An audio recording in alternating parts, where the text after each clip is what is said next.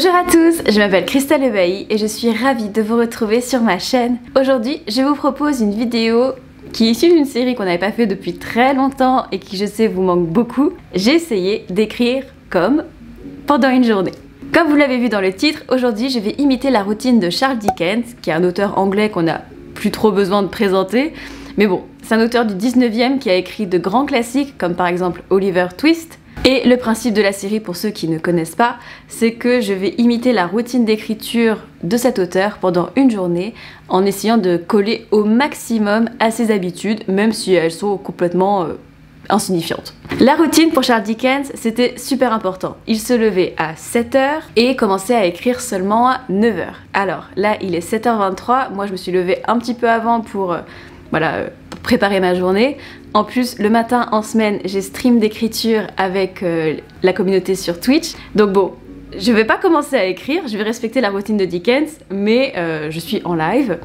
Donc ce que je vais faire pour occuper mon temps, ça va être continuer un peu mes recherches sur Dickens, passer le temps comme je peux. Vers 8h, il prenait son petit déj qui était assez conséquent, donc on fera ça plus tard. Mais en attendant, voilà, on va s'occuper comme on peut.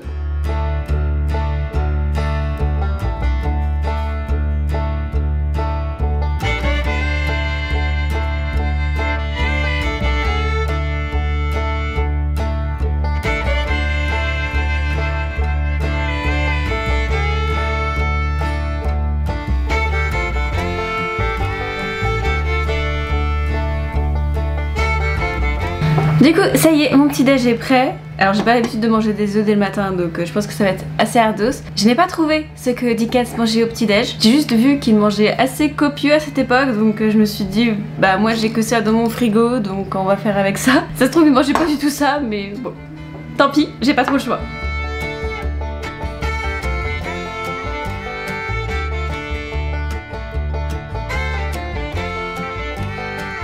C'est bon, alors j'ai mangé en 2-2 parce que je voulais pas les laisser trop longtemps tout seul sur le stream. Alors ok, Dickens ne streamait pas le matin, mais il prenait son petit déj en famille tranquillou. Donc voilà, on va dire que c'est mon petit déj en famille. Je me dépêche de retourner devant le stream, je vais continuer à passer le temps en attendant 9h pour que je puisse enfin commencer à écrire.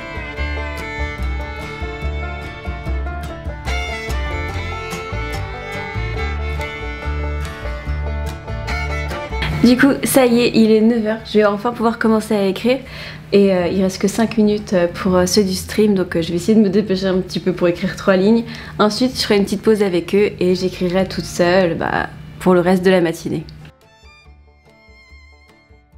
Voilà, je vous reprends en fait, il est 9h30, j'ai pas écrit parce que c'est super chaud de se concentrer en 5 minutes et après, j'ai dû parler à ceux du stream pour leur souhaiter une bonne journée, tout ça. Donc il est 9h30, mais là je vais vraiment m'y mettre. De toute façon, Charles Dickens, au niveau du nombre de mots à écrire tous les jours, il était plutôt tranquillou. Il écrivait 2000 mots environ, parfois il écrivait beaucoup plus, parfois il écrivait rien du tout mais il restait quand même à son bureau. Donc je me fixe un objectif de 2000 mots et je vais voir si j'y arrive ou pas. Mais bon, ça devrait aller.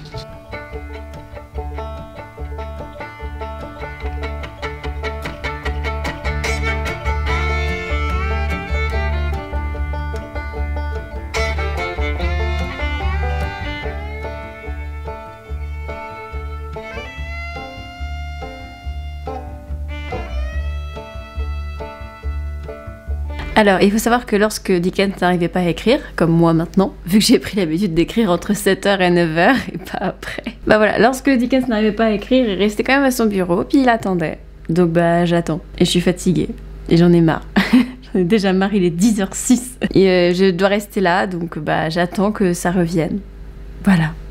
Autre info utile, pas vraiment, il mettait toujours son bureau face à la fenêtre, afin de pouvoir voir dehors. Bon, moi c'est à côté, mais c'est pas grave, on va dire que ça compte quand même. Et il mettait toujours des fleurs fraîches dans sa pièce pour travailler. Bon, moi j'ai pas de fleurs fraîches, j'ai juste un lierre, mais bon c'est à peu près pareil.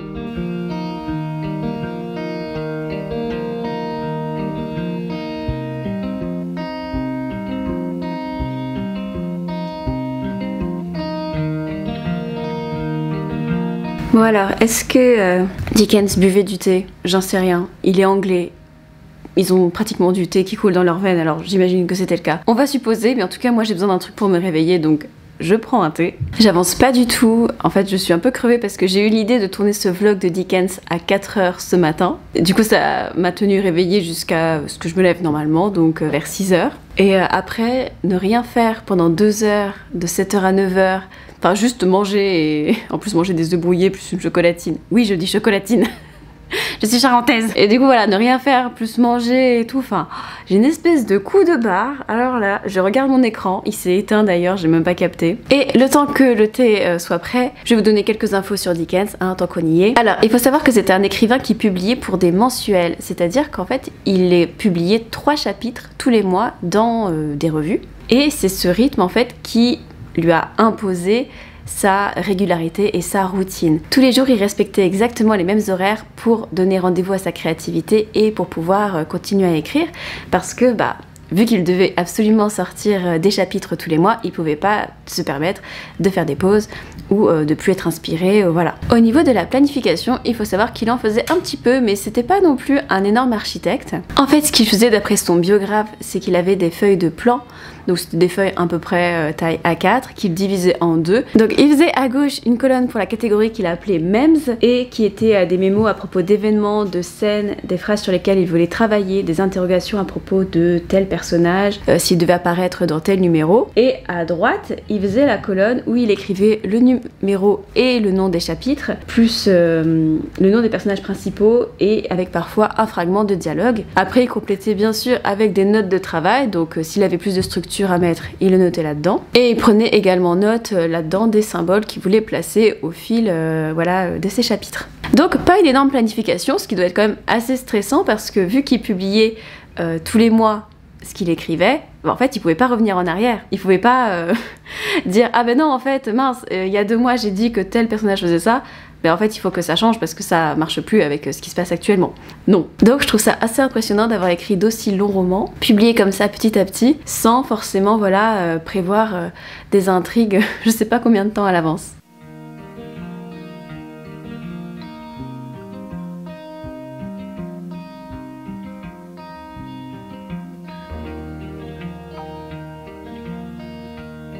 Bon, alors, il est 13 h et normalement Dickens mange vers midi, il mange très léger, donc c'est ce que je vais faire.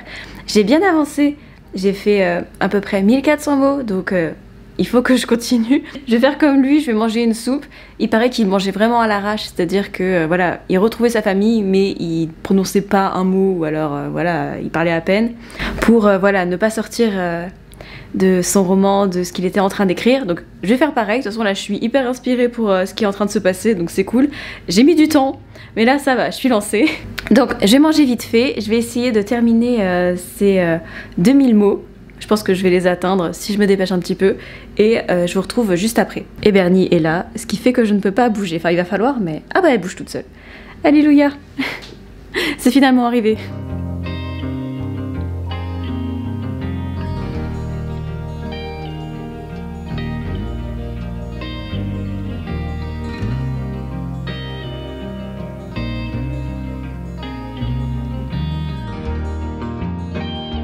Bon, c'est bon, on a fait nos 2031 mots, donc on a respecté la routine. Alors on va continuer avec le reste de la journée. Oh, bon, ça fait du bien de se lever un peu et d'avoir fini. J'ai fait pile 2000 mots, enfin 2031. Alors on peut dire ouais c'est pas beaucoup alors que j'y ai passé quand même, je sais pas, 4-5 heures. Bref, mais en fait c'est que je suis pas du tout une coureuse de fond en écriture. Moi je suis plutôt une sprinteuse. Je suis plus du genre à faire des petites sessions de une demi-heure, 1 heure, voilà, et faire une pause après de, je sais pas, 30 minutes, après à revenir, que vraiment écrire à la suite comme ça pendant 4-5 heures. Pour ça que les sessions d'écriture qu'on fait sur Twitch le matin me vont très bien, parce qu'on écrit pendant une demi-heure, on fait une petite pause, après on réécrit, voilà, et ça dure pas plus d'1 heure et demie, donc moi ça me convient super bien. Là, du coup, le reste de la journée va être occupé par une grande balade. En fait, Dickens passe 3 heures tous les jours à se promener du coup dans Londres. Alors moi j'habite pas à Londres mais c'est pas grave. Ce week-end j'ai repéré un coin sympa où je vais pouvoir aller faire un tour. Me promener pendant 3 heures ça me fait un peu chier honnêtement parce que Je sais vraiment pas ce que je vais faire pendant 3 heures, mais je vais essayer de pas trop me plaindre et de prendre ça voilà comme un temps de repos, voilà. Parce que d'après Dickens, c'était vraiment important pour lui justement ces temps de balade pour voilà s'inspirer, parfaire sa connaissance des rues de Londres également, réfléchir un peu au calme, tout ça. Donc je vais pas y aller en ronchonnant, même si j'en ai très envie. Je vais emmener Merlin avec moi. Par contre, je vais pas prendre cette caméra là, je vais filmer avec mon téléphone parce que bah voilà, on va aller dans un endroit où il y a pas grand monde, j'ai pas envie qu'on me vole ma caméra ou je sais pas quoi. J'équipe Merlin, il est 14 h, on reviendra vers 17 h et je vous retrouve juste après.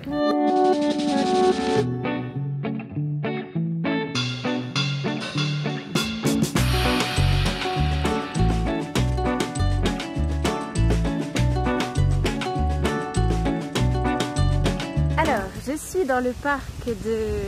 je sais plus comment il s'appelle.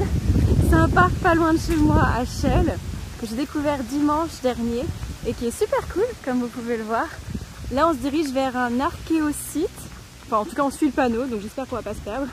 Merlin est super content, moi aussi. J'essaie de pas écouter de musique, voilà, d'écouter la nature pour être plus près de l'expérience de Dickens et de parler lorsque il y a personne alentour, enfin il y a quelqu'un derrière moi mais c'est pas grave. Tant pis, on va assumer d'être bizarre. Alors, pourquoi est-ce que Dickens se promenait dans Londres? Bah, comme je vous ai dit, c'était pour chercher l'inspiration. Vous le savez sans doute, il a beaucoup défendu la cause des classes les plus populaires, des pauvres de Londres, de son vivant. Il est assez connu pour ça.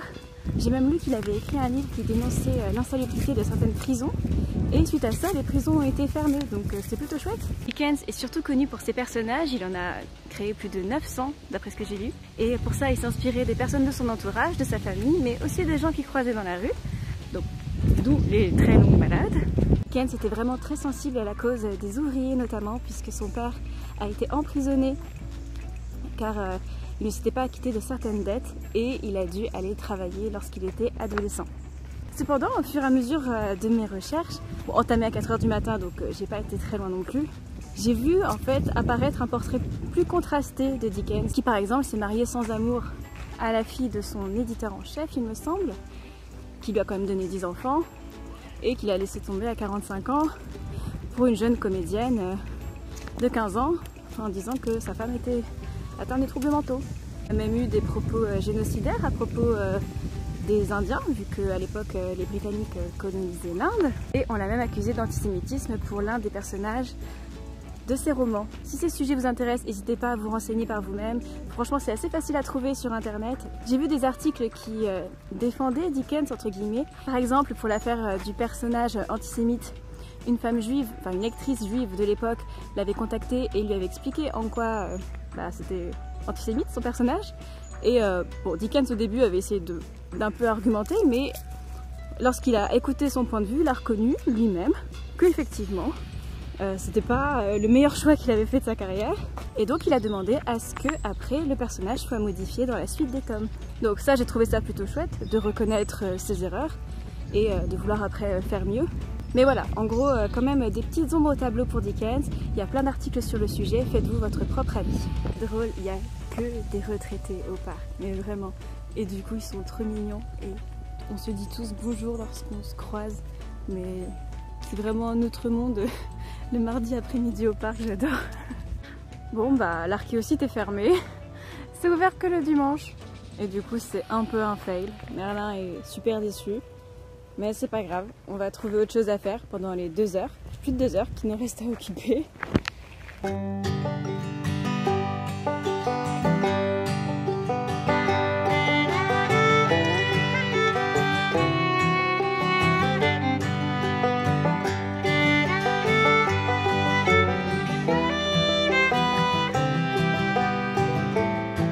du coup, l'archéosite était fermé, alors j'ai emmené Merlin voir les moutons. Enfin, c'est des moutons avec des cornes. Je sais pas comment ça s'appelle, mais bon. Merlin les adore, enfin là il mange de l'herbe, mais il les trouve cool en vrai. Donc, en plus il me regarde. Oh mon dieu, je crois qu'il va m'attaquer. Merlin, défends-moi, fais quelque chose. Bon, il s'en va, d'accord, il en a rien à foutre. On se fait un peu chier, hein. Enfin bon, j'écoute la nature, tout ça, mais on a encore un peu moins de 2 heures à occuper là, je sais pas quoi faire. Je crois qu'on va tourner en rond dans le truc. Et cette chèvre ne me quitte pas des yeux, mais l'angoisse. Merlin fait quelque chose. Vas-y. Il est 15h36 et je me fais méga chier. Je me suis perdue sur un chemin parce qu'il faut savoir que moi je me perds tout le temps. Et j'espère que je vais finir par atterrir quelque part parce que ça fait vachement longtemps qu'on est tout seul sur ce chemin. Mais ça devrait aller, j'espère.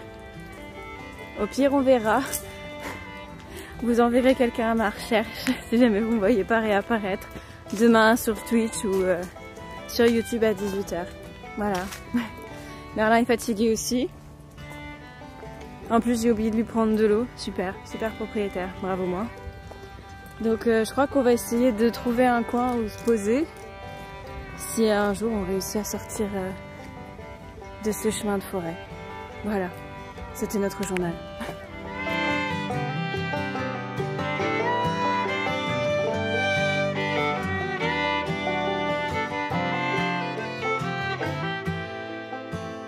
Bon, du coup, un petit compte rendu, j'ai le soleil dans la gueule. Il est 16h17 et ça va faire 20 minutes que je suis posée avec Merlin. Voilà. Et on se fait un petit peu chier. Donc j'ai tweeté, j'ai appelé ma mère et là j'attends. Je pense qu'on va rester là jusqu'à 30 et après on va rentrer tranquillement en direction de la maison. Bon, mais 20 minutes à rentrer en vrai, donc voilà, j'aurai 10 minutes de moins de balade. Mais bon, on va vraiment essayer de marcher très lentement.